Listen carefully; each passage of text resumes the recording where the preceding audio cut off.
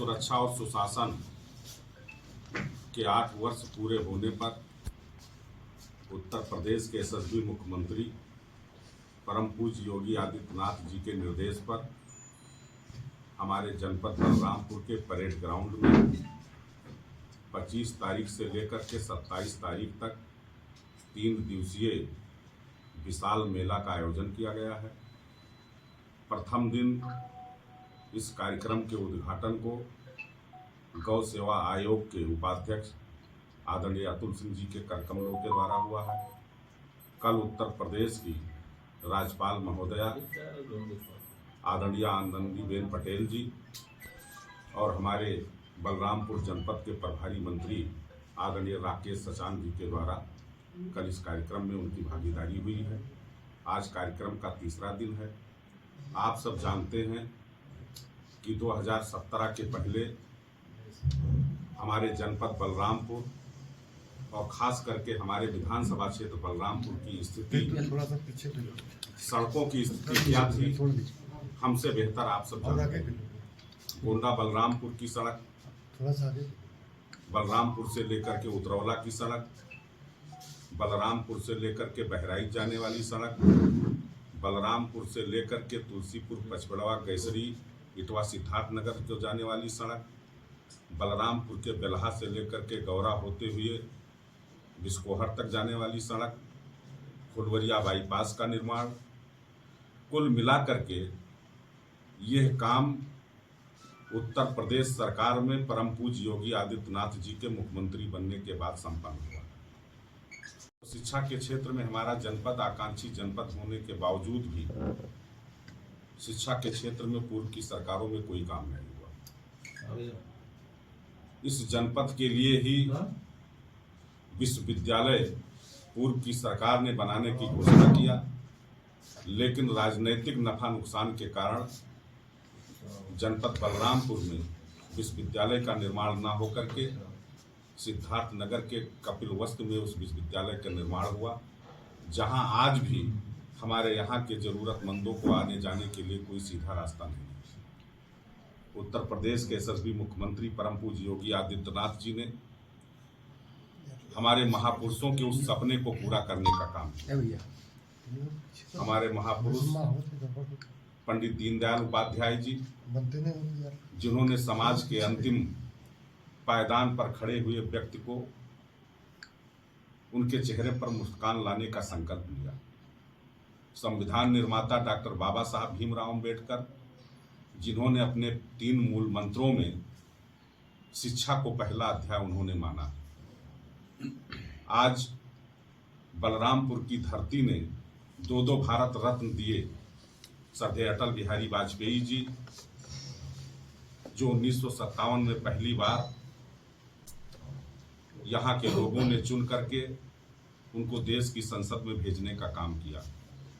राष्ट्रपति श्री नानाजी देशमुख जी ऐसे महापुरुषों को के सम्मान के लिए उनके बताए हुए रास्ते पर चलकर आज हमारी सरकार ने मां पाटेश्वरी के नाम से विश्वविद्यालय की स्थापना करके समूचे महापुरुषों के सम्मान के लिए और इस क्षेत्र की अशिक्षा को दूर करने का एक बहुत बड़ा कठोर कदम उन्होंने उठाया, जिसका परिणाम है कि आज मां पाटेश्वरी का विद्यालय युद्ध स्तर पर निर्माणाधीन है।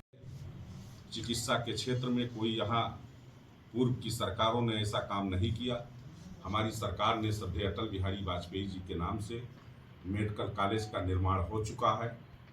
अभी माननीय मुख्यमंत्री जी का आगमन 20 तारीख को मां पाटेश्वरी देवी पाटन मंदिर पर हुआ था, जिसमें उन्होंने कहा है कि बहुत जल्द ही हम अटल जी के नाम से निर्मित मेडिकल कॉलेज में हम 100 सीटें MBBS की पढ़ाई के साथ साथ जो भी डॉक्टरों का इंफ्रास्ट्रक्चर है उसको बहुत जल्द ही हम डेवलप करके इस क्षेत्र को समर्पित करने वाले हैं। हमारे जनपद मुख्यालय पर टेक्निकल एजुकेशन की कोई व्यवस्था नहीं थी।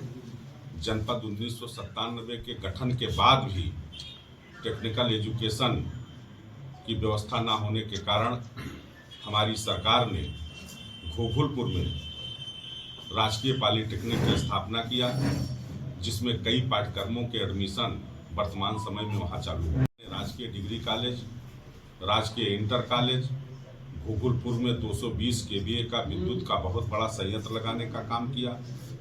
हमारी सरकार ने जर्जर विद्युत के तारों को बदलवाने के लिए रूरल क्षेत्र में जो मजरे विद्युतीकरण के कारण वंचित थे, बहुत से मजरों का काम हो चुका है और अभी हमारी सरकार ने एक दूसरी कंपनी को काम दिया है कि जो असेवित मजरे हैं उनका सर्वे करके जल्द ही हम उनको विद्युतीकृत करने वाले हैं। नगर पालिका परिषद के क्षेत्र में सीवर लाइन का निर्माण हमारा युद्ध स्तर पर चल रहा है।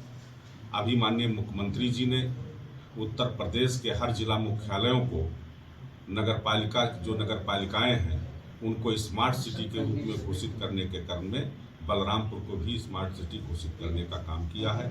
हम उत्तर प्रदेश के यशस्वी मुख्यमंत्री परम पूज्य योगी आदित्यनाथ जी को इस पुनीत कार्य के लिए उनको हम बहुत धन्यवाद और बधाई देते हैं। सरकार गरीब कल्याण अन्न योजना के माध्यम से गरीबों को निःशुल्क राशन देने का काम कर रही है। आज हमारी सरकार मुख्यमंत्री सामूहिक विवाह योजना के अंतर्गत, आप सब जानते हैं कि गरीब आदमी के लिए अपने बेटी के हाथ को पीला करना उनके जीवन का सबसे कठिन समय होता है। गरीब आदमी अपने बेटी की शादी के लिए बड़े लोगों के घरों पर जाकर के अपने जीवन को गिरवी करने का काम करता था। 10,000 और 20,000 रुपये जो सरकार के पूर्व की सरकारों के द्वारा अनुदान मिलता था, वो दलालों के चक्कर में उनके बेटी की शादी का समय बीत जाता था और गरीब आदमी शादी का अनुदान नहीं पाता था। आज हमारी सरकार ने सबसे पहले 2017 से हमारी सरकार ने पहले 35,000 रुपया किया, महंगाई को देखते हुए 51,000 किया और 1 अप्रैल से होने वाली शादी के लिए हमारी सरकार ने 2025 और 26 के बजट में 1 लाख रुपया प्रति बेटी और दंपत्ति के लिए शादी के अनुदान के लिए, और उसमें भी सबका साथ, सबका विकास और सबका विश्वास। कोई जात धर्म का बंधन नहीं है।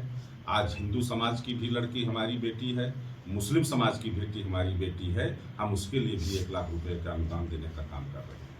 इस प्रकार से हमारी सरकार कानून व्यवस्था के दृष्टि से, आप सब जानते हैं कि कानून की स्थिति इतनी खराब थी पूर्व की सरकारों में कि थाना अध्यक्षों की कुर्सी पर एक पार्टी विशेष के लोग बैठा करते थे। जिस तरह से लखनऊ में सीओ को एक पार्टी विशेष के नेता ने अपने बोनट पर लाद करके उनको मारने की कोशिश किया था, आज हमारी सरकार ऐसे कानून को हाथ में लेने वालों के लिए या तो जेल के सलाखों के पीछे हैं या हमेशा हमेशा के लोग माफिया इस धरती से ऊपर चले गए हैं जो दोबारा वापस आने वाले नहीं। आज जनता के अंदर योगी जी का जो सुशासन, योगी जी की सुरक्षा, योगी जी के द्वारा किए गए विकास कार्य, वो जनता अपने आप बोल रही है क्षेत्र में। आज पेंशन के माध्यम से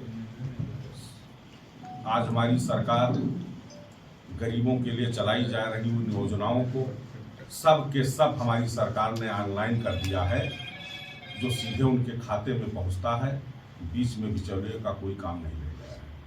लगातार माननीय मुख्यमंत्री जी की निगाह विशेष तौर पर जनपद बलरामपुर के डेवलपमेंट के लिए है।